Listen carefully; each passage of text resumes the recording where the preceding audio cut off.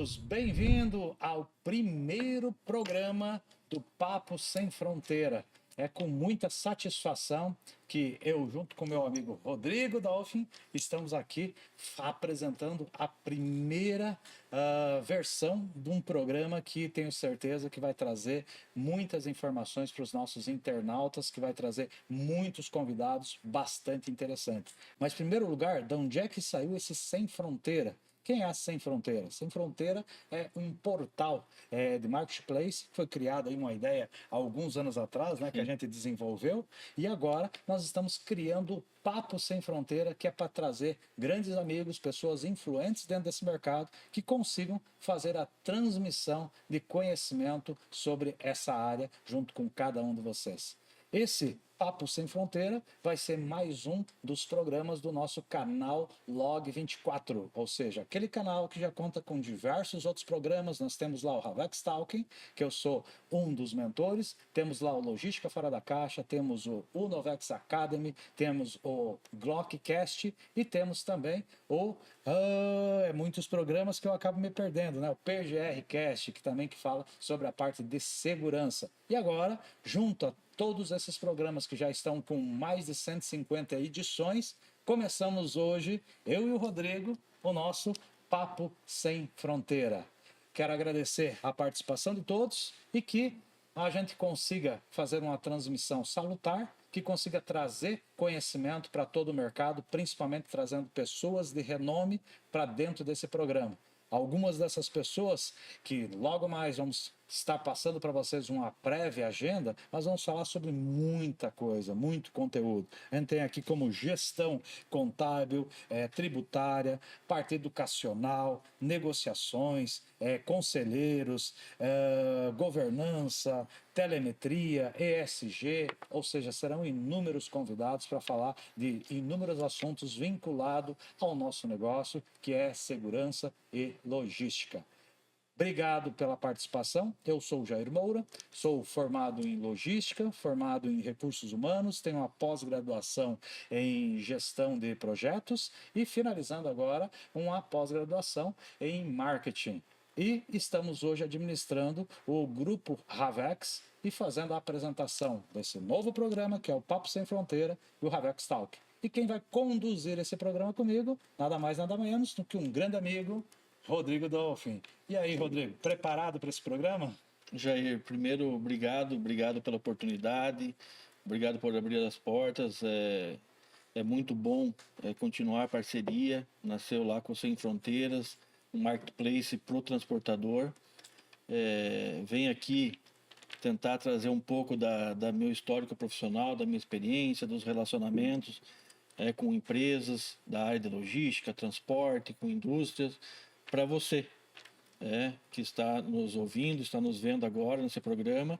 A intenção nossa é trazer uma abordagem muito ampla, por isso sem fronteiras, porque não está limitada a um tema só. Nós queremos trazer executivos, donos de empresas de peso, que consigam trazer suas experiências e através dessas experiências consiga agregar valor aos seus negócios, Cada negócio moldado ao seu jeito, mas que a gente consiga dividir conhecimento. Esse é o objetivo principal, e que esse conhecimento seja enriquecido por resultados, seja em eficiência, em custos, entre outros. Eu sou Rodrigo Clausen, formado em economia, tenho uma gestão de negócios, uma pós-negócio e finanças, tenho MBA, tenho vários outros cursos de formação, procurei me especializar muito na minha carreira como técnico em algum sentido para poder entender e poder gerir os negócios ao qual eu trabalhei ao longo desse tempo, e quero, conhecendo essa amplitude, eu costumo falar que a empresa precisa ser tratada como empresa, as partidas e as contrapartidas, é isso que gera resultado efetivo. Essa é a intenção do programa, da gente conseguir trazer esse conhecimento. Muito bacana, muito bacana. Tu colocou ali, frisou mais uma vez ali o nome, né? O Sem Fronteira. Nossa, a gente perdeu horas definindo o que é o nosso objetivo na época do projeto, né? Que era montar uma estrutura que pudesse levar potenciais de negócio para todos os envolvidos ali, mas que não tivesse limite. Quer dizer, eu não tenho se eu sou grande, se eu sou pequeno, se eu sou de São Paulo, se eu sou do Sul. Quer dizer, uma estrutura para aproximar todos os grandes players de vendas ali, com principalmente o caminhoneiro autônomo, aquele cara que está mais sozinho. Então, na época, eu lembro que vamos vender combustível, vamos vender pneu, vamos vender rádio amador, geladeira, quer dizer, tudo que passava na cabeça, né?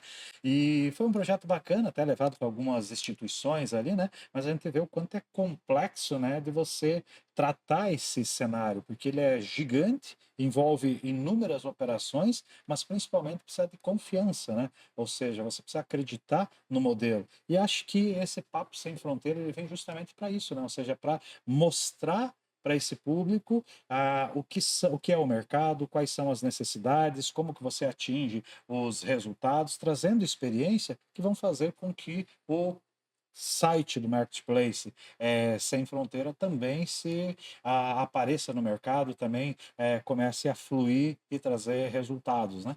Lembra quando a gente começou a montar esse nome ali, as dificuldades que foram? Então, e assim, Jair, eu fiquei, quando você me perguntou, né, que número a gente dá para o programa agora, a primeira coisa que veio na cabeça foi o Sem Fronteira. Primeiro que eu acho que a marca ficou harmoniosa, né, ela ficou equilibrada, né? E segundo, e complementando um pouco o que você falou, o Sem Fronteiras que define a gente, né? Nós como executivos. Nós não temos tempo, nós não temos limite, não tem final de semana, né? Não tem feriado, não tem Natal, não tem Ano Novo, né? Nós estamos aqui, né, na área de serviços e é o nosso serviço, né, a qualidade dele é que mantém o nosso cliente com qualidade de serviço para o seu cliente. Eu acho que isso é a essência do programa, é trazer essa coisa boa, né? Essa coisa de coração, de paixão pelo que faz, de amor, né? Cada um na sua área, cada um com a sua habilidade e levar esse pedacinho de milhares de pedacinhos de uma empresa, né? Fazendo chamadas, porque tudo que é bom hoje pode não ser bom amanhã. E tudo que é bom amanhã pode ser alguma coisa que a gente fez há anos atrás que tenha que ser adaptado. O mundo vem, né, numa mudança galopante desde a década de 90, quando eu entrei no mercado de transporte, logística, supply, e cada vez mais o mundo nos exige maior adaptabilidade, maior abrangência, maior visão. Cada vez nós temos menos segundos para tomar decisões e tomar decisões assertivas. E esse objetivo nosso de trazer esse programa para você, telespectador, trazer informação valiosa, porque nós temos inúmeros de profissionais, né, do mercado, sejam eles especialistas, generalistas, das mais variadas áreas, que é o nosso objetivo de falar, para não ser um programa que está focado só num tema, e que isso converta em resultado prático. A nossa intenção é trazer insights para que esses insights gerem OPEX nas empresas, sem necessariamente necessitar de CAPEX. Sabe que uma das coisas ao montar um programa, né? Nós estamos no sexto programa agora que a gente está montando dentro do canal, e as maiores dificuldades que a equipe, quando foi começar a desenhar as necessidades, era ter convidados, né? E aí eu fui montar o Ravex Talking, quem que eu vou convidar? E comecei a fazer uma relação, quando eu vi eu estava com mais de 50 nomes. E eu tive essa mesma impressão contigo, né? Mas quem que a gente vai convidar? Rodrigo, veja aí quem é que vai convidar. De repente me mandou uma lista ali de 30 nomes. Não, vou convidar o fulano, fulano, fulano, esse é bom, esse é... Vê o quanto a gente tem de conhecimento no mercado, o quanto se tem de contatos e o quanto tem de pessoas que a gente acredita que realmente querem transmitir o seu conhecimento, que estão aqui também para agregar valor para as outras pessoas, né? Como é que foi a dificuldade de achar esses nomes aí, os primeiros aí para te definir? Quando pensou, esse vai ser o meu programa, como é que foi o pensamento ali interno ali de quem ser os primeiros, de quem selecionar? Na verdade, assim, Jair, verdadeiramente a nossa vida é um eterno aprendizado. E nós aprendemos muito mais com as situações mais difíceis da carreira. E ao longo de todos esses anos, né, na minha curva de aprendizado, eu tive a oportunidade de trabalhar com inúmeras pessoas, né? E não importa se fosse a faxineira, se foi o supervisor, o coordenador, ou se fosse um outro funcionário. Muitos ensinam de maneira muito simples a gente, em determinados momentos. Às vezes nós temos um problema que nós não conseguimos achar uma solução complexa para resolver, e um funcionário da gente consegue, né, dar aquele toque. Eu costumo falar que é mão de Deus. É um toque que você não consegue explicar, mas que te chama atenção para um determinado movimento, para desenvolver uma fórmula, ou para envolver as pessoas, entre outros. Então, quando foi para selecionar, tu teve esse toque, então? Eu acho que eu tive esse toque, eu selecionei pessoas que eu aprendi muito na minha carreira profissional, pessoas que hoje são referência, pessoas que desenvolvem trabalhos maravilhosos nas empresas onde elas estão trabalhando, e ao longo do tempo, tem alguns amigos que eu tive a oportunidade de trabalhar mais do que uma vez, né? E a grande diferença é a forma como você faz. Porque o que você faz, a empresa faz, mas a forma como você faz, que é o toque, esse é o toque que leva a resultado muito diferente. Por isso que uma empresa chega muito mais rápido, com muito mais lucratividade, e outras muitas vezes não chegam. E ter essa sapiência, né? E não estar envaidecido para escutar o próximo é o segredo para que os sucessos tenham longevidade.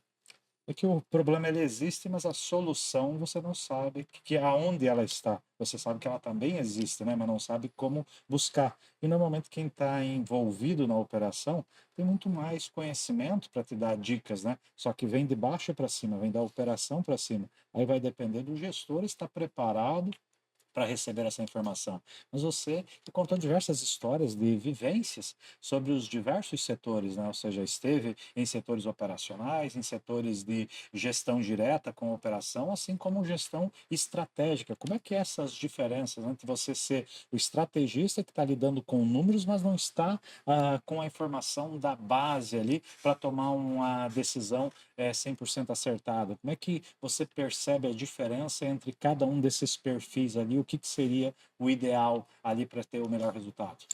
Assim, já eu procurei sempre a minha carreira toda me especializar, né? Eu entendo que o líder, ele precisa conhecer, porque é tão fácil determinar uma atividade, ou determinar, solicitar, ou participar de uma atividade numa mesa em que todo mundo dá opinião, mas qual que é o rumo?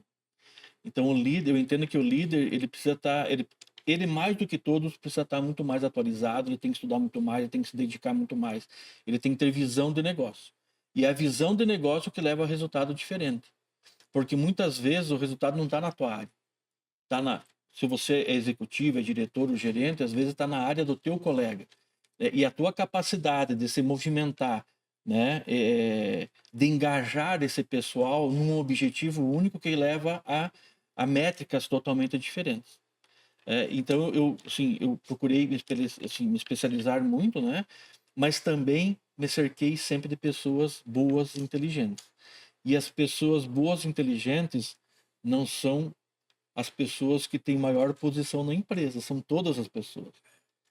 Porque o segredo da execução e de converter está na simplicidade como a gente projeta e realiza isso. E desses convidados ali, tem alguém que veio dessa experiência, desse histórico teu ali, tu já tem listado ali para já participar dessas entrevistas? Tenho inúmeros, na verdade eu tive que parar.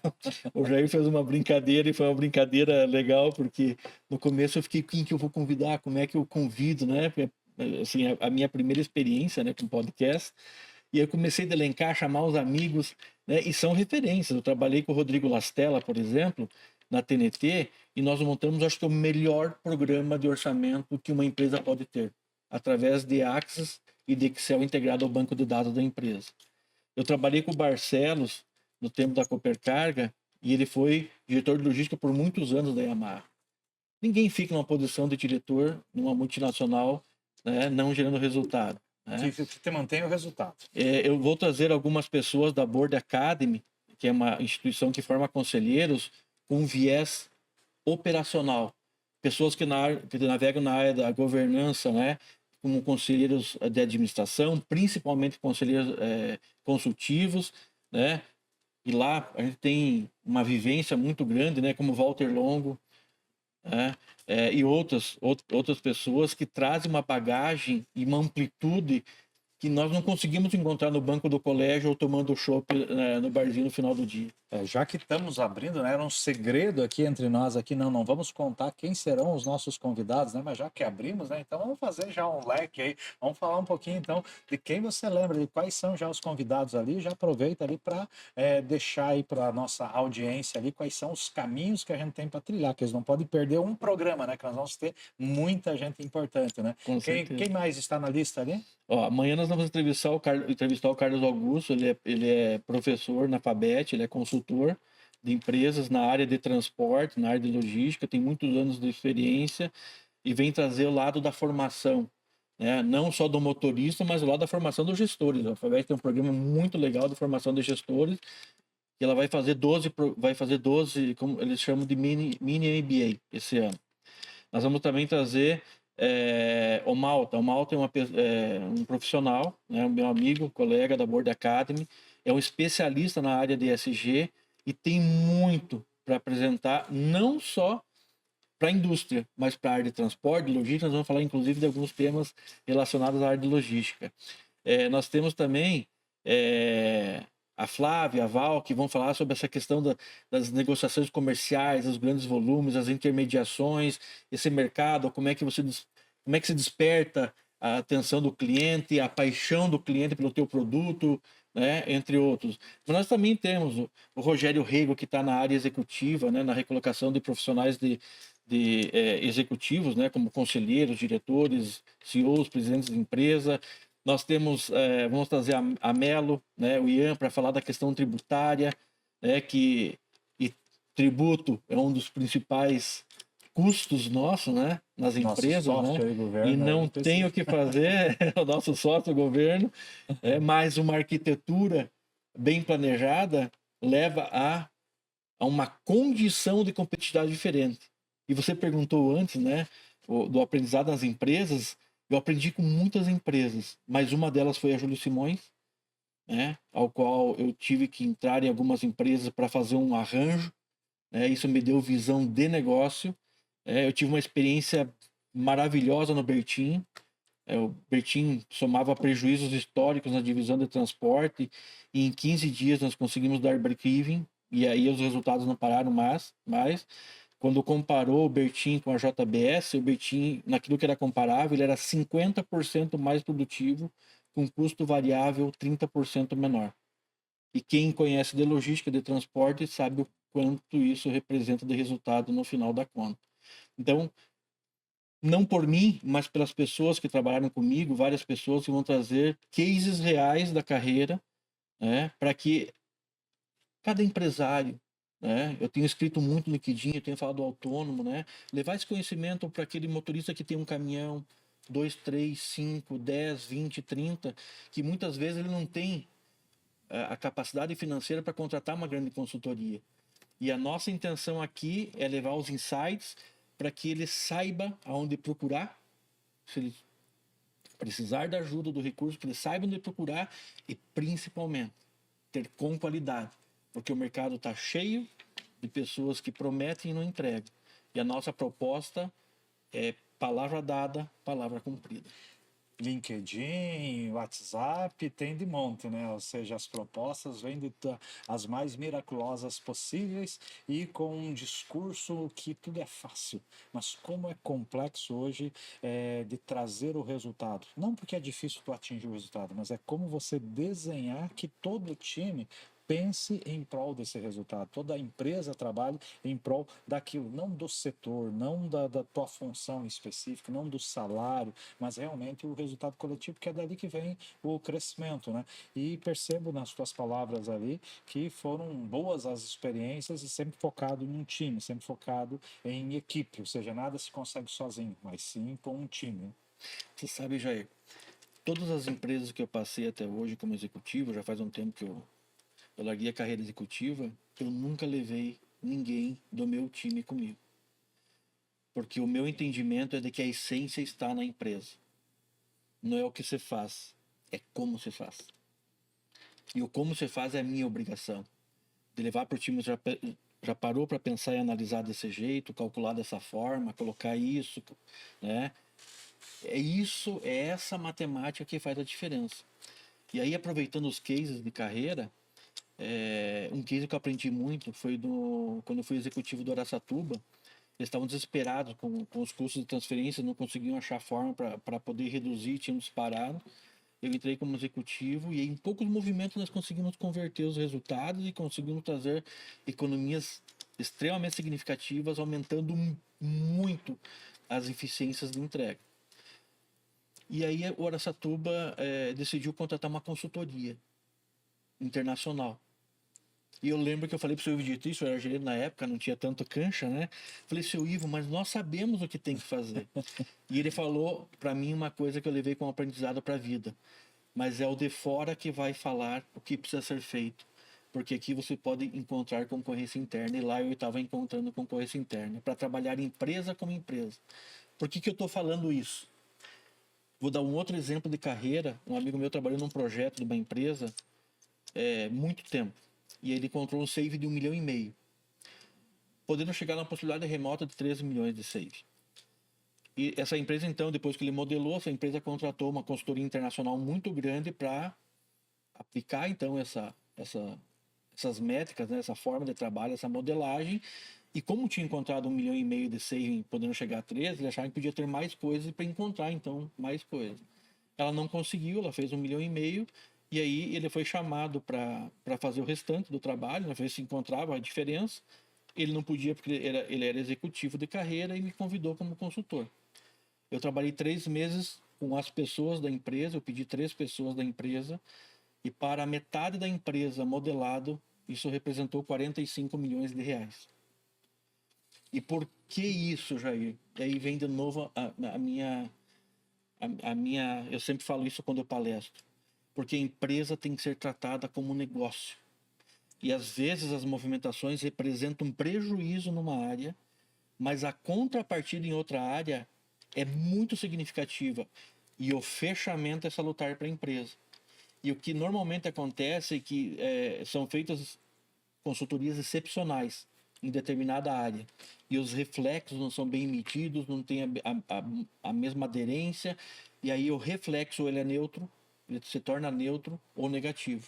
E aí você movimenta uma empresa para ter resultado neutro. Aparece o resultado numa área, mas a consequência no outro lado é muito negativa. Então, por isso que eu sempre falo, né? E é essa a intenção do Sem Fronteiras, é trazer esse papo aberto, papo de qualidade, com pessoas de qualidade para mostrar, né, para nós, que não somos os donos da verdade, né, de que às vezes a gente tem que parar, escutar nunca, nem sempre está ligado para cima, ou na mesma linha, ou de baixo, escutar a de baixo, e trazer um ar de operacionalidade para a empresa. Porque às vezes é fácil você planejar do topo, mas lá no chão de fábrica, você olhar e acompanhar o teu funcionário, é que você vê a dificuldade dele, e às vezes poucos movimentos lá dão mais resultado do que o planejamento estratégico. Quando o papo é bom, o tempo passa voando, hein? Era pra gente já ter feito o nosso primeiro intervalo há alguns minutos, né? Mas a conversa estava tão boa, né? Que o tempo passa realmente muito rápido. Vamos para o primeiro intervalo. Daqui a pouquinho a gente volta com mais conhecimento, com mais transmissão.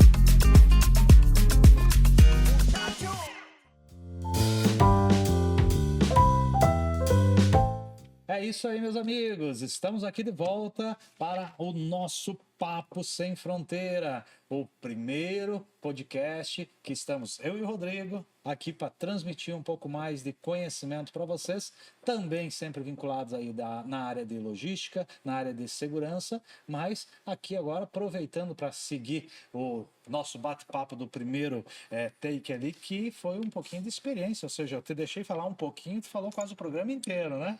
Mas experiências muito gratificantes ali, posicionamentos de mercado. Conta mais um pouquinho ali, eu vi que ficou pela metade ainda ali os cases ali. Fala mais um pouquinho ali sobre essas empresas, esses resultados aí, alguns cases aí que fez diferença aí no Brasil. Jair, assim, falar das experiências, quando a gente faz com paixão, com amor, é a mesma coisa falar da namorada, da esposa, do filho. O assunto se prolonga, vai longe. O assunto se prolonga porque a gente coloca muito coração nisso, né? E na vida da gente, pessoas brilhantes deixam muitas marcas, né? De forma, às vezes, simples, às vezes de forma um pouco mais firme, muitas vezes de forma colaborativa, e isso nos engrandece como profissionais. Quando fala de marcas, a gente não fala sempre do lado positivo, né? Ou seja, também tem experiências ruins, mas eu sempre lembro muito mais das ruins, porque você sai aprendendo, porque você cresceu em algum momento, né? Do que só as boas, né? Sim. Normalmente a gente costuma usar como exemplo o nosso filhinho de 2, 3 anos, né? Não coloca o dedinho que vai dar choque, não coloca o dedinho. E aí nós vamos lá e colocamos o dedinho, né? E mudam-se as idades, né? A gente fica mais experiente, a gente toma um monte de choque a vida inteira. É isso que os cabelos brancos acabam preponderando quando a gente compara um jovem, né? Esse ser camaleão para poder se ajustar às adversidades, e é isso que faz a diferença, porque como nós falamos lá no comecinho do programa, né, não é o que se faz hoje, né, é o que serve para se fazer hoje. E quando a gente olha, quando a gente traz um pouquinho isso para o âmbito da empresa, eu vejo muitas empresas sentar com os times e tentar fazer planejamento e planeação com o resultado do mês. Não serve mais. Há 30 anos atrás já não servia, cada vez serve menos. Então, como a gente falou no começo, né? Essa velocidade que o mundo nos impõe de tomar decisões extremamente precisas num espaço de tempo curtíssimo, é que acabam favorecendo pessoas que têm mais experiência. Ninguém é melhor do que ninguém. Mas essa vivência, e é isso que as empresas precisam. Eu vejo que assim, as empresas estão começando a mudar. Tiraram os cabelos brancos. Eu sempre gostei de trabalhar com pessoas mais velhas do meu lado, não sei porquê, mas eu sempre adorei trabalhar com pessoas mais velhas. Mas os cabelos brancos nos trazem segurança, né? Movimentos mais precisos, talvez um pouco menos de resultado, mas movimentos certos, né? Os extremos nunca são bons, porque a chance de dar muito certo é muito grande, mas também de dar errado também é muito grande. É que nós tínhamos gerações diferentes, né? Então a informação demorava muito mais tempo para chegar e automaticamente dava mais tempo para você raciocinar, pensar e tomar a decisão mais acertada.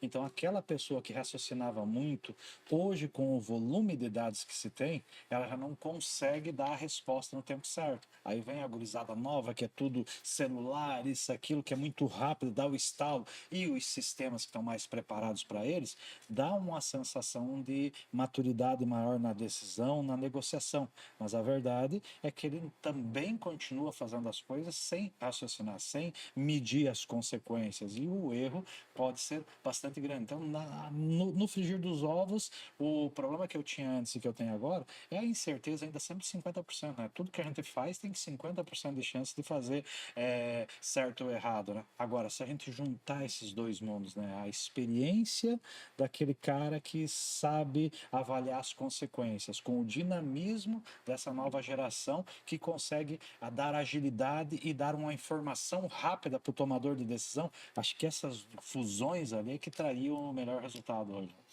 Com certeza, Jair. Eu trabalho desde o começo da minha carreira profissional. Que me propiciou isso foi o Júlio Pedroso, que me ensinou a mexer com planilha Excel quando eu tive meu primeiro emprego numa transportadora que chama-se Transportadora Ravanello. Eu e minha esposa, os finais de semana. Eu nem sabia o que era Microsoft, Excel, Word, PowerPoint, né? Eu vim de uma cidade pequena do interior de Santa Catarina, não tinha essa acessibilidade que tem os jovens de grandes centros, né?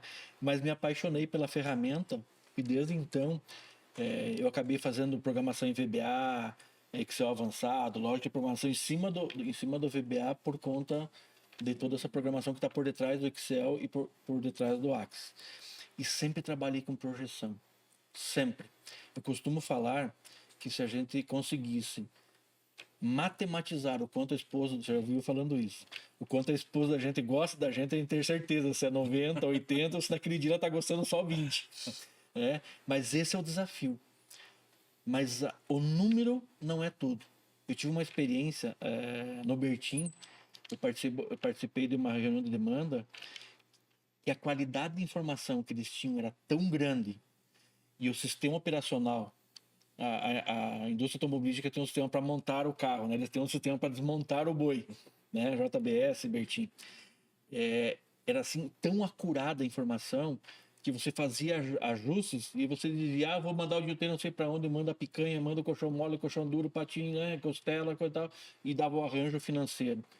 E eram épocas difíceis, de crise, e os executivos não ficaram com medo de tomar decisão. Então, a informação também, quando ela não é bem usada, ela pode ser um problema nas empresas, e lá foi um problema. Eu lembro que eu pedi para a estrutura de staff sair da sala, eu olhei para todo mundo e falei para eles, vocês estão loucos? Vocês estão vendo a insegurança que vocês estão gerando nas pessoas que vão ter que comprar o leão, cada uma, colocar o seu leão embaixo do braço e fechar o resultado no azul, isso é mesmo? Vocês vão ter que decidir. Eu falei, coloca o prejuízo. Na minha divisão, eu assumo o prejuízo, mas decido quantos bois vão matar por dia. Então, isso é outro cabelo branco, né?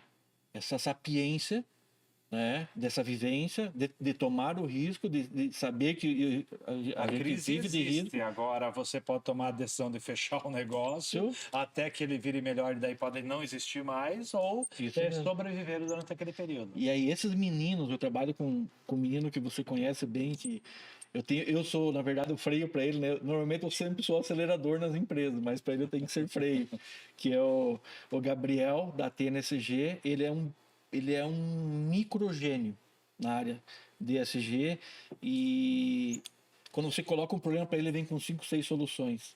Mas isso também tem um problema, porque a gente tem que apresentar as soluções, você tem que elencar qual é o seu caminho e converger o time para este caminho. Então, eu acho que eu fiz essa abordagem para chegar nesse ponto de vista.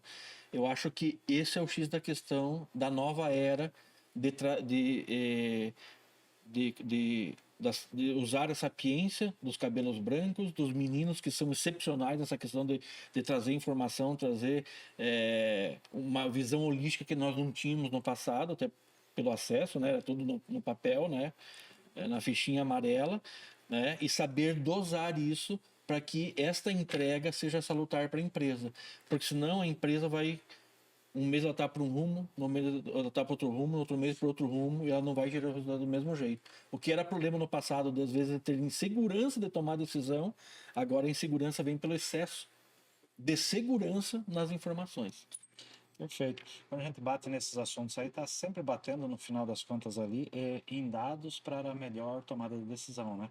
Agora, dados você tira por sensação, por pesquisa, que é percepções, né? Mas tem uma outra informação que também é dado, que é muito importante, que hoje chamam de telemáticas, né? Que é a telemetria, que é você realmente trazer o dado preciso. Tipo, nós que trabalhamos muito aí na parte logística, né? Caminhões, né? Como ter uma informação precisa de tudo o que acontece. Uma informação precisa de telemetria é a média de combustível. Não, mas a média tem inúmeras variáveis, né? Ou seja, se eu estou carregado, se eu estou vazio, se eu estou com sobrepeso, se eu estou com as amarrações com perfeição, porque às vezes uma má amarração você tem uma média ineficiente ou até mesmo um acidente. Então, quer dizer, quanto mais dados você tiver, melhor vai ser a tua tomada de decisão. E de dados você sempre trabalhou bastante. Queria bater um pouquinho agora em cima nesse assunto aí de informações, de banco de dados, de telemetria. Como é essa experiência para trazer todos esses resultados que a gente falou até o presente momento ali, o quanto é importante a telemetria? Antes de falar de telemetria, eu vou falar de dados, que você tocou num assunto muito importante. As empresas, ainda hoje nós convivemos com empresas que têm um belo de um sistema operacional e o usam como se fosse aquelas fichinhas amarelas, né? Quando nós vamos depurar essas informações para começar a decruzar informações e achar as alternativas de saída, as modelagens, né? Esses dados não têm qualidade. Porque uma hora ele cadastra cliente com ponto, sem ponto, com vírgula, sem vírgula, embora o CNPJ seja o matricial, mas tem inúmeras de outras informações, né? Ele pode cadastrar essa caneta para vender essa caneta de inúmeras formas. Daí quando você vai trabalhar esse banco de dados, tem que fazer primeiro uma depuração, você tem que consolidar a informação, aí com o risco de ter viés daí de consolidar às vezes de forma errada, porque aí não é perfeito, e isso acaba prejudicando quando você sai com uma modelagem. E quando nós falamos em modelagem, né, quando nós falamos em logística, todo mundo acha que logística é colocar alguma coisa em cima de um caminhão e sair por aí para entregar em algum lugar. O planejamento é muito mais do que isso. Né? O planejamento, é por isso que eu falo que a empresa tem que ser tratada como empresa. Né? E os custos têm que ser verdadeiramente analisados de forma ampla. Se a minha indústria tem que estar mais próxima da minha matriz de produção, né? De matéria-prima ou da minha matriz de consumo. O meu CD, o meu terminal tem que estar mais próximo da minha matriz de produção, da armazenagem ou mais longe. E aí nós vemos, a exemplo disso, nós vemos o Mercado Livre com vários CDs descentralizados. Eu fiz um projeto para algumas indústrias do PET para eles entregarem produto tudo com 24 horas em Santa Catarina, Paraná e Rio Grande, numa modelagem diferente, para diminuir o estoque, aumentar a quantidade e ter mais tração de vendas. Então, quando a gente pensa, e aí tem que pensar financeiro, recursos, tributário, pessoal, mão de obra, né? Encargos, se eu tenho benefício fiscal ou não. Né? Então, várias coisas têm que ser planejadas, e aí nós temos que planejar isso para 20 anos, 30 anos, 50 anos. Como é que a gente planeja para 50 anos na atual era? Eu planejo a minha indústria aqui, eu tenho um foco para vender para o Nordeste e daqui a pouco eu vejo que não é para o Nordeste que eu vou vender meu produto, é para o Norte. Eu acho que você também deve de ter algumas experiências nesse sentido. O problema hoje é a mudança da tecnologia que eu vejo, né? É muito rápido, né? Nós trabalhamos com tecnologia direta, né? Mas onde é que está o problema? Tu planeja, eu para ser um bom empresário tenho que fazer o planejamento estratégico para 5 anos. Passa 3 meses, surge uma nova tecnologia, todo o teu planejamento foi para água abaixo. Então, quem mexe com alta tecnologia, né, hoje tem que ter um plano a longo prazo, mas um plano de fácil adaptação. Então, tem que criar planos com o se. Não, esse aqui é o plano fundamental. Mas se acontecer isso, eu já estou preparado para esse plano ir para a esquerda e para a direita, mas eu vou lá no final atingir o mesmo resultado. Eu acho que o mais importante nisso é a equipe ter essa ciência, que eu acho que isso que complica porque a estratégia está muito em cima do alto escalão e o alto escalão só tem informações estatística das coisas, só os números. E os processos estão no baixo escalão, que sabe dos problemas, mas ele não sabe a estratégia. É necessário estar muito próximo à estratégia e o campo. Então, quando a equipe inteira tem clareza da onde você quer ir e o que você quer atingir e que pode ter caminhos que eu tenha que me adaptar no decorrer do tempo, o resultado vai acontecer de uma forma ou de outra, né? Agora, quando eu tenho setores completamente separados, hoje eu vejo muito disso, né? Porque tem que ser líder, coordenador, gerente, supervisor, presidente, CEO. Caramba, parece que tem muito cacique para pouco índio, né? Muita gente mandando para pouca gente executando. Não é que o planejamento leva muito tempo. tudo deveria ser matemática no final, né? Se o planejamento é quantidade, é número, então você só tem que ter as possibilidades. Se acontecer isso, o número diz, vamos para cá, vamos para lá, ou seguimos na linha do planejamento inicial. Mas no final são pessoas. Ou seja, no final das contas ali é as lideranças estarem preparadas para essas adaptações, elas conseguirem transmitir essas informações para os seus liderados e os liderados confiar que realmente aquele é o caminho, que tem um líder que eles podem acreditar que vai acontecer, independente do que aconteça, o resultado vai acontecer. Antes de falar de telemetria ainda, que você aprofundou um pouco no assunto e foi muito legal o teu aprofundamento. O que acontece nas empresas? Muitos executivos acham que tomar decisão colegiada é você colocar 50 pessoas numa sala, escutar cada um e tentar ajeitar isso. Né? Isso não, com certeza, não é decisão colegiada no meu entendimento. O executivo tem que saber o que ele quer. Ele tem que conduzir para atingir o objetivo. objetivo. Ele coloca o objetivo. Qual a tua opinião? Qual a tua opinião? Qual que é o impacto? Na verdade, é você escutar, mas não para aceitar. É escutar para discutir. Você tem que ter o teu ponto de vista e tem que saber, tem que ter argumentação para aquele ponto de vista. Isso. Mas é possível acontecer de vir alguém que realmente pensou diferente de você e que o pensamento está melhor do que o teu, de você aceitar aquilo. Né? Então você vai com o objetivo de deixar claro o que é a tua ideia. Agora, se alguém levou algo melhor, por que não mudar? Né? E aí o que acontece?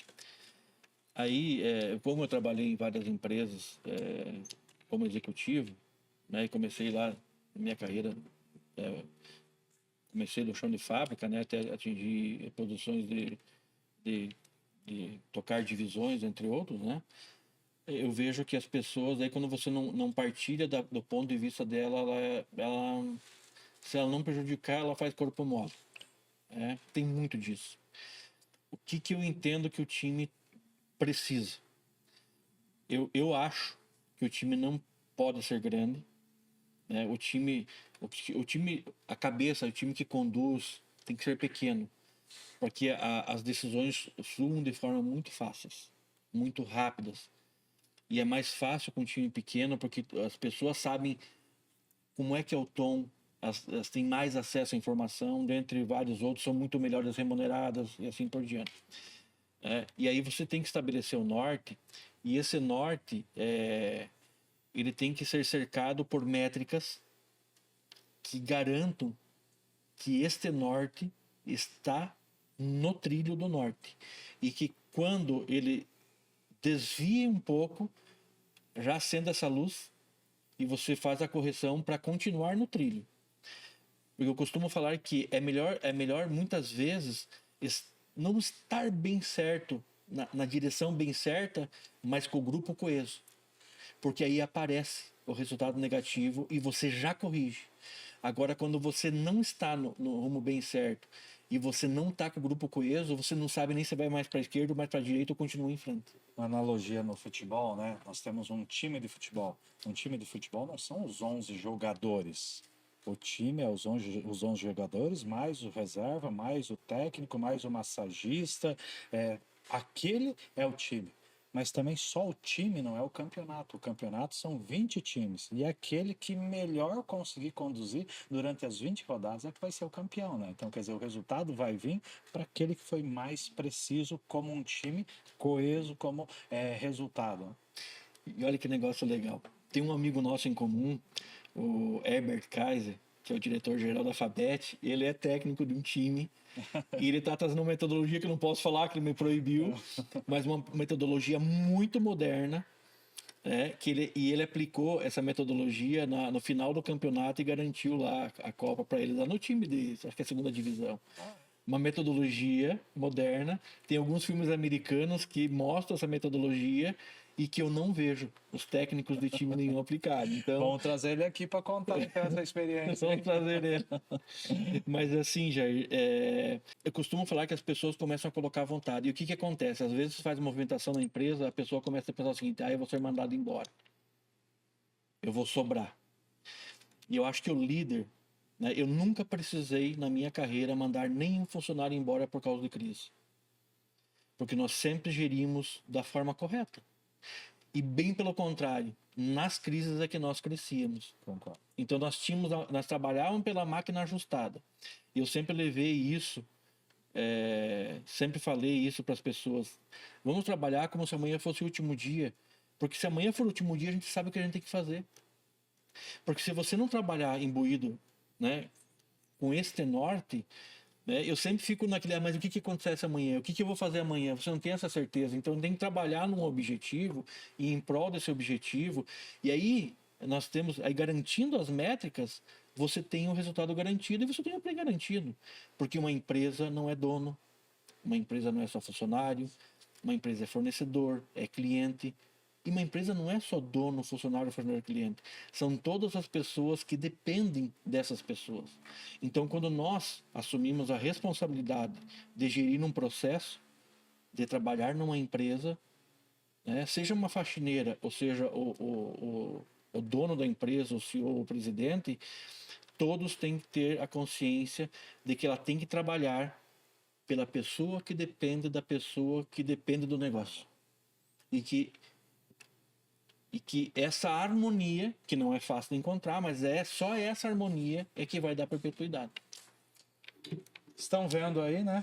Que foram mais 20 minutos e aquilo que nós tínhamos combinado de falar, que era a telemetria, foi a única coisa que a gente não conversou até agora, né? Fica a telemetria para o terceiro e último bloco. Vamos para mais um intervalo. Até daqui a pouquinho.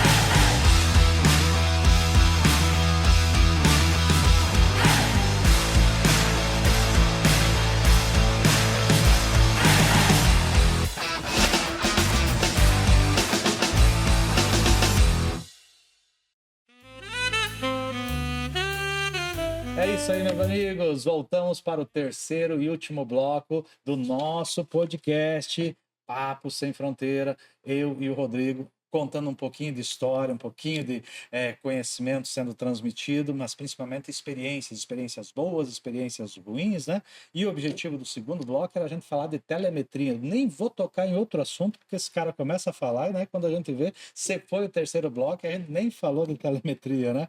Telemetria, para quem não conhece, nós estamos falando de dados, mas de dados que saiam de algum lugar mecânico e que ele demonstre uma determinada situação. Então, nós estamos falando principalmente na nossa área de transporte ali, das informações que vêm dos caminhões, né? Ou seja, os caminhões têm um barramento CAN ali, nos veículos aí a combustão, que traz diversas informações, não só de como foi a condução do motorista, mas mostra como é que está a situação daquele transporte. Quer dizer, eu estou carregado, eu estou vazio, eu estou bem carregado, eu estou numa rota boa, uma rota ruim, porque se eu fizer uma rota de serra, o meu resultado é muito inferior do que uma constante, né? Então, quer dizer, telemetria telemetria é ter todas as informações do que está acontecendo durante o transporte. Só que além da telemetria a combustão, nós temos a telemetria dos carros elétricos, nós temos a telemetria dos aparelhos de refrigeração, leitura do Carrer, do Frigo King, do Thermo King, a gente tem a leitura da carreta agora com o EBS, né? Ou seja, finalmente estamos lendo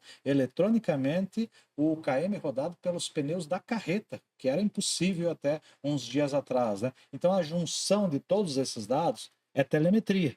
E o que é essa telemetria para você, Rodrigo? Quais os resultados que ela trouxe para ti ali, que eu vejo que de todas as experiências ali, todos os artigos, principalmente que você está colocando no LinkedIn, tu bate muito nesse assunto da telemetria, da produtividade, do resultado, que ele vem nos mínimos detalhes. Todo mundo olha a velocidade, você não olha a velocidade, você olha o RPM, a inércia, os detalhes da telemetria. Como é que é essa vida aí para trazer resultado?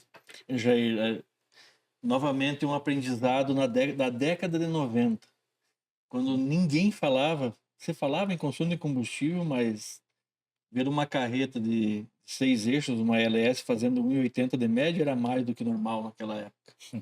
E eu lembro que o diesel era 326 centavos por litro. Foi quando eu comprei minha primeira F1000. Uma paixão, né? Um objetivo de vida. E naquela época nós tínhamos a Nets Engenharia. A Nets Engenharia era uma empresa que trabalhava para as montadoras e ela já fazia aparelhamento. Nós não tínhamos a Redecam, porque os caminhões eram todos de bomba mecânica, né? Injeção direta. Mas eram aparelhados com sensores, e as informações que nós temos hoje, naquela época nós já tínhamos, né? Com as montadoras nós tínhamos muito mais informações, porque nós precisávamos aparelhar de forma diferente, né? Quando justamente ia para o circuito, para ficar fazendo ciclo vicioso, quando ia lançar um modelo novo de transmissão, diferencial, motor, né? E você ia dando carga, né? Se orientando, né? Dando mais carga, menos carga, acelera mais, menos, mais pressionando, né? Excesso de velocidade, não, força em curva, né? Força freio na descida, para poder colher as informações e ver o que precisava ser melhorado do equipamento. Está falando que aí há 30 anos atrás o processo para ter o resultado era o mesmo que a gente tem hoje, só que hoje a gente tem as informações de forma eletrônica. Isso. E mesmo naquela época era muito difícil chegar numa empresa e vender esse serviço. E eu tive uma experiência há pouco tempo atrás, eu voltei a ter contato com frota de novo, foi quando me despertou novamente a paixão pela telemetria, porque eu sou apaixonado por caminhão. Por pneu eu escrevi várias reportagens, mas o assunto é telemetria. A gente fala de pneu no próximo podcast. E eu comecei então a puxar esses dados e aí com a curva de aprendizado que eu tive nas empresas, me criou uma condição de poder analisar isso de forma diferente. Não analisar do lado do analista, que colhe essas informações, porque é uma massa de dados. Né? Eu vou fazer por tentativa e erro, né? Eu sei que meu motorista está pisando 200 vezes no freio a cada 100 km, eu quero baixar para 40, meu objetivo, 60. Eu vou lá por tentativa e erro. Daí o esforço do motorista dizendo que não dá, que o caminhão fecha ele, que não pode baixar a velocidade, que a serra é muito grande, né? Vem todo aquele, né? No direito dele de não estar preparado, né? De não conhecer coisa diferente. E vem o dono apertando todo o time dele, né? O CEO, o presidente, né? O diretor, seja quem for, apertando o time, porque ele precisa reduzir custo. E eu costumo sempre falar que a liderança vem pelo exemplo. É estar verdadeiramente junto e na operação. Você falou muito bem agora há pouco que é o chão de fábrica que faz diferença. Porque ter a informação da Redecam, tem inúmeros sistemas que tem hoje. A Ravex tem, a Scania tem, a Volvo tem, a Mercedes tem, a DAF tem através da Gobrax, né? E vários outros aí, a Trucks Control, e Fleet, e mais algumas. Mas o que fazer com essa informação? E quem tem preparação para entender a mecânica, o motorista, a gestão, a máquina, a informação, a depuração e saber cruzar esses dados e trazer destes dados a ação específica com o plano de ação para atingir aquele objetivo.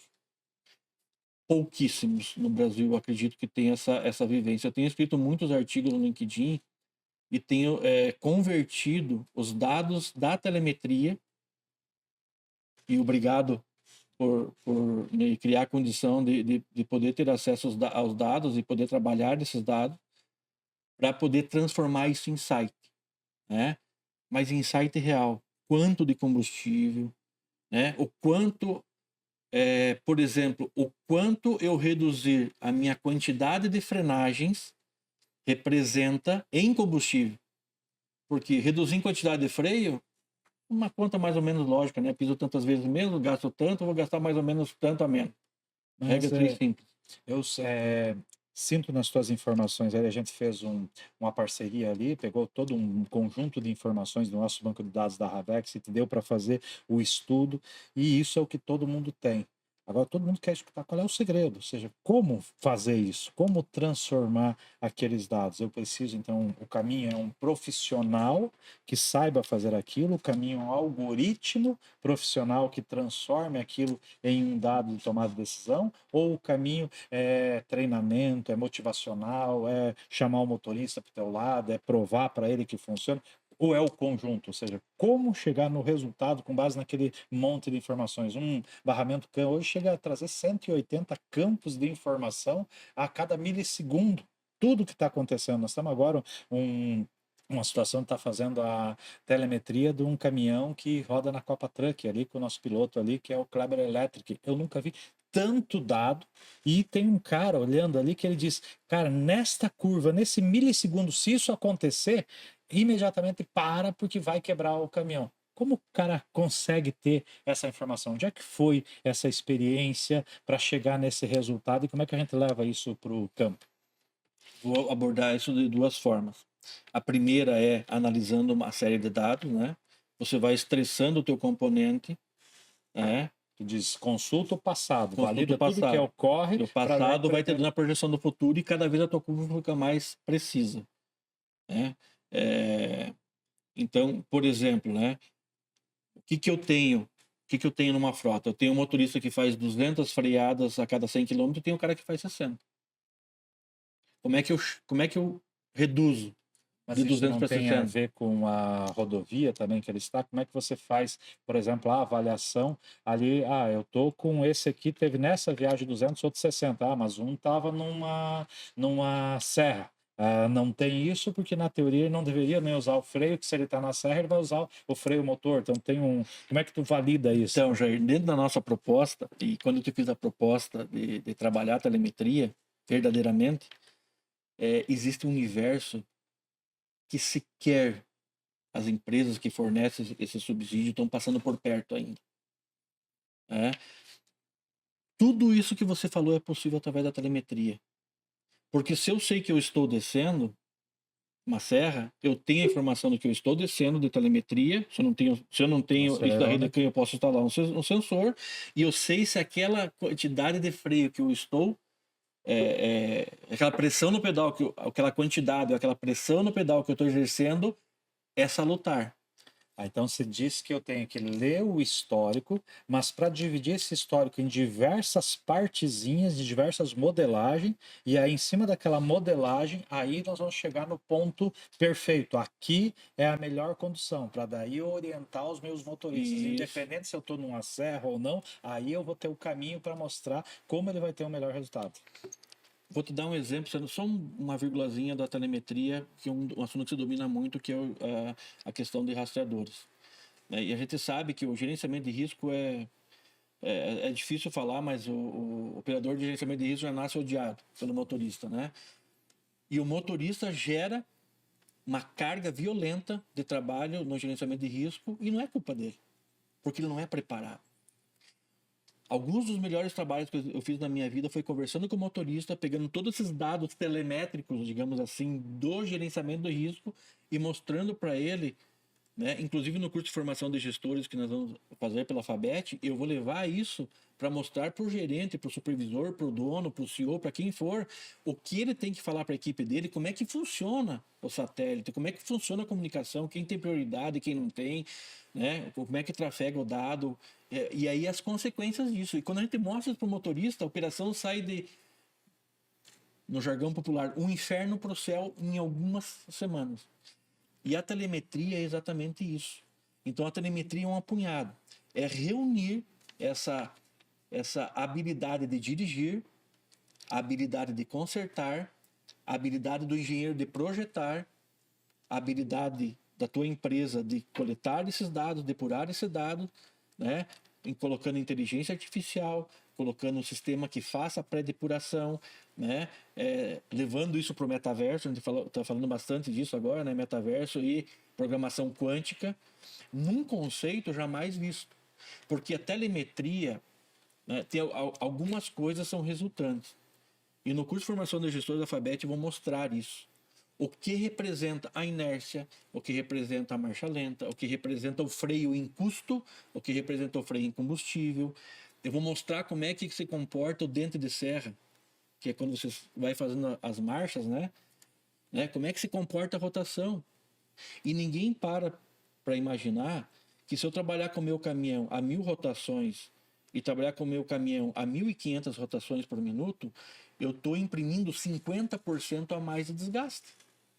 De consumo de combustível, de resistência mecânica do ar, de consumo de freio de serviço e uma série de outras coisas. Então, telemetria, as empresas e os empresários acham que coloca a telemetria na empresa e por si só aquilo se resolve. É muito mais do que isso. E o segredo da telemetria está em depurar e trabalhar os dados.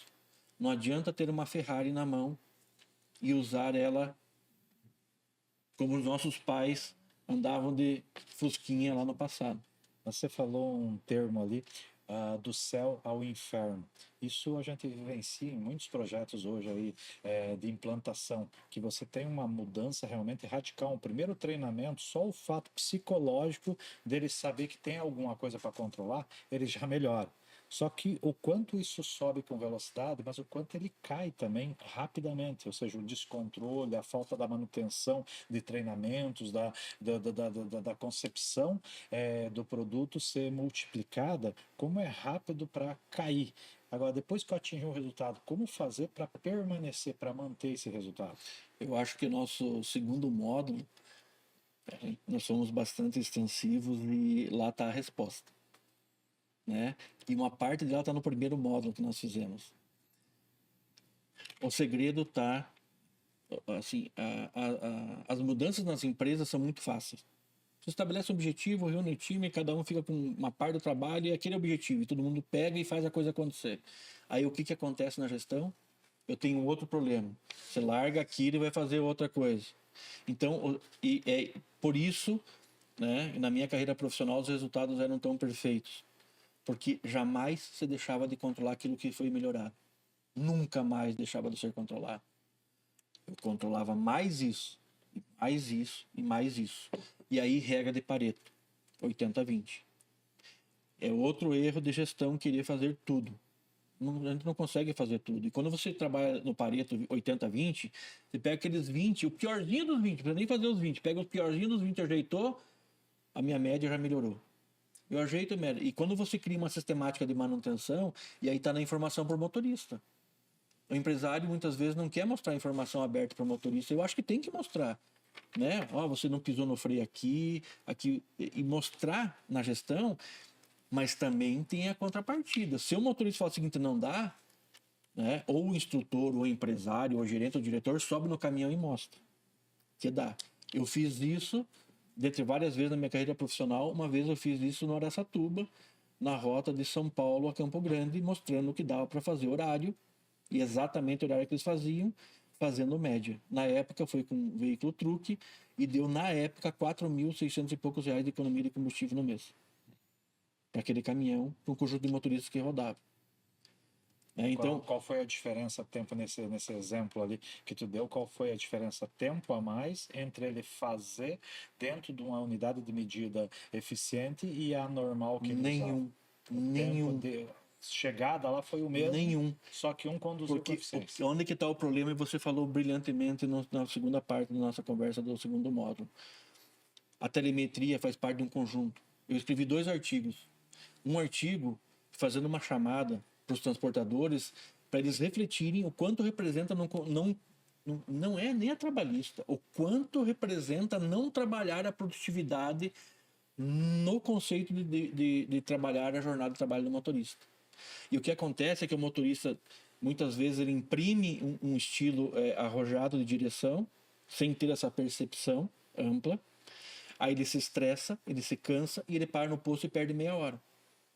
Aí ele desgasta a máquina para chegar no posto, ele fica meia hora parado para dar aquela aliviada e continuar de novo o trabalho dele. E em todos os exemplos da minha carreira profissional foi trabalhar a logística. Na época não se falava em controle de jornada de trabalho de motorista, né? Isso é bem recente pela minha experiência profissional. Mas ligando tudo isso, isso forma uma equação perfeita para que você atinja o objetivo, você tenha clareza. E é isso que é importante o empresário saber. Né? Às vezes a gente fica dolorido quando a gente não está bem, principalmente eu que sou empresário, bem sucedido, tenho lá meus 1000 caminhões, né? Às vezes fico envaidecido, né? E a vaidade é o começo do fim. Eu sempre me cerquei de pessoas mais inteligentes do que eu sou. E sempre com pessoas que tivessem a coragem de me olhar nos olhos e falar: você está errado, eu não concordo, eu não vou fazer. Porque isso faz com que a gente dê um passo atrás e fale: mas por que você está me falando isso? Porque você está vendo que você está errando e você vai dar no jargão popular, vai dar com a cara no muro? Com essa atitude, com essa ação, com esse movimento? E aí você tem aquele chacoalhão e você cai na realidade. Então, quando eu falei lá no comecinho, né, para fechar a conversa, que a gente aprende com os erros, o dedinho, é isso, é os erros. E ter a humildade de ter pessoas que nos desafiem todos os minutos para que nós nos tornemos pessoas melhores, mais perfeitas, com visão mais ampla, mais humanas, e dentre outros.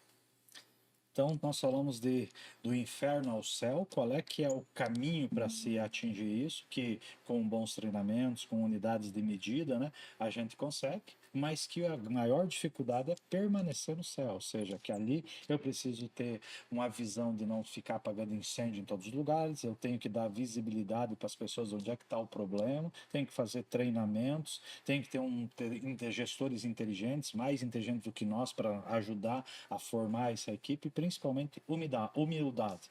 Esse é um resumo do caminho para a eficiência hoje na telemetria. Então, eu vou te dar um exemplo de poucos meses atrás. Eu conversei com uma mocinha, uma menina, e ela estava incumbida de cobrar velocidade dos motoristas, né? Do jeito, no meu entendimento, mais errado possível. Ele deu 5 picos, ele era chamado a atenção. E quando eu vi aquilo, é difícil para uma menina nova, né, chamar às vezes a atenção do motorista, que é na estrada, estressado, com todos os problemas que tem. E tem muito chão de profissão, né? Se tem uma pessoa que conhece a máquina, é o motorista. Eu até escrevi alguns artigos enaltecendo o trabalho do motorista, né, como verdadeiros maestros. E um motorista que aplica os fundamentos de direção econômica, preventiva e preventiva, ele é perfeito. Ele é mais perfeito do que o gerente, do que o diretor, do que o dono da empresa. Porque para você atingir essas métricas nessa linha de perfeição, ele precisa de uma resiliência absurda. Há 30 anos atrás, nós já identificávamos que o motorista perdia a média quando se aproximava das refeições. O fato de estar com fome e não chegar no posto que ele gosta de comer interferia na condução. Esticava um pouco mais uma marcha, entendeu? Esticava mais uma rotação, né? Então, quando a gente começa a olhar isso para trás, né? E aí essa menina cobrava. Eu falei para ela assim: você não pode cobrar, eu vou te ensinar como é que você tem que cobrar. Pega o relatório de posições de violação do motorista. Agora pega os tempos. Planilha isso. Tá vendo que aqui foi violação? Porque a velocidade na descida bem conduzida, se ele descer a 100 por hora, ele é ótima para a média. E o que o empresário faz? Ele limita a 80 ou limita a 90. Tem que segurar no freio motor. Aí eu tenho que segurar no freio motor, estou gerando desgaste. Eu tenho que segurar no freio de serviço, estou gerando desgaste. Eu tenho intensidade de freio, estou gerando desgaste. Então você tem que... Mas eu vou liberar, vai dar acidente. Sim, se liberar vai ter acidente. Mas se eu trabalho antes a preparação desse motorista para ele descer aplicando todos os fundamentos, e quando ele subiu a 40 por hora, deixar se fazer pela inércia e aquele caminhão atingir 95, 100 por hora, isso é ótimo para ele. Ele não vai usar freio de serviço, nem na intensidade, nem na quantidade, né? Ele vai segurar no freio motor, segurança, e com segurança ele vai aproveitar o lançante e vai usar 1 ou 2 marchas a menos para subir. Então é como você faz. E aí nós precisamos muitas vezes pegar a mão do nosso colaborador e mostrar como tem que fazer, porque é isso que os cabelos brancos ensinam. Essa é a diferença. É essa sapiência de uma menina brilhante, extremamente inteligente, né? Que podia fazer com perfeição o trabalho e estava fazendo uma coisa sem sentido. Te juro por tudo que é mais sagrado. Quando eu terminei a explicação para ela, eu vi os olhos dela brilharem, porque ela viu sentido no que ela estava fazendo. Não era uma tarefa, uma obrigação, mas realmente eu buscar uma conscientização e um resultado, né? E se a gente continuar falando disso, eu vejo quando a gente fala o que gosta, né? Tu começou a falar de telemetria que tu gosta, o assunto já foi bombando. Mas o nosso tempo no terceiro bloco, infelizmente, está encerrando, né? Rodrigo, foi um programa maravilhoso. Acho que a gente abriu o nosso podcast aí com chave de ouro, né? Contando um pouquinho das nossas histórias, contando, preparando um pouquinho aí o nosso público para quem vai vir aí participar dos nossos próximos programas, né? Que com certeza vai ser imperdível, né? Então só tenho a agradecer por confiar no nosso canal Log24, por participar junto de mais um programa aí conduzirmos em conjunto e que isso com toda certeza vai trazer inúmeros resultados aí para a comunidade. Tuas palavras finais aí para o nosso encerramento. Jair, antes de te agradecer novamente pela oportunidade, né, quero reconhecer o teu valor como empresário, né, e muito mais do que isso, é teu valor como pessoa, como empreendedor, como visionário.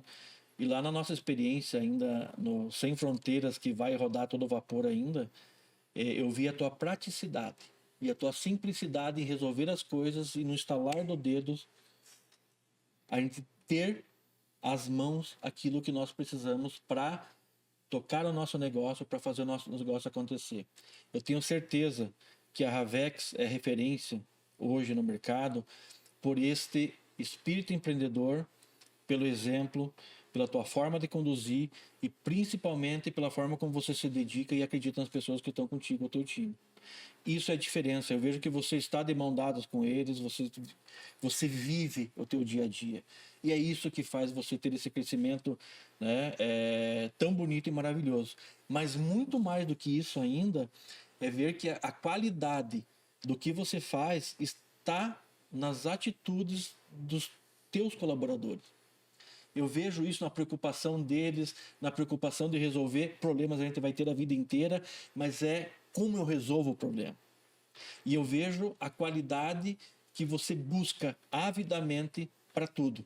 Seja para desenvolver um processo logístico, o processo de telemetria, o processo de jornada, né? Desenvolver um equipamento, um sensor, um atuador ou qualquer outro. Né? E como eu tenho a oportunidade de conversar bastante contigo e ver esse aprofundamento na área tecnológica, as tuas preocupações de eu tenho que colocar um processador maior, menos, como é que foi, esse fio vai dar, eu vejo isso traduzido no teu time e nos teus equipamentos. E essa parceria nossa, e agora eu preciso da ajuda de vocês para trazer 3.000 equipamentos para a Ravex, para nós colocarmos em prática a nova telemetria que vai definir o futuro do mundo.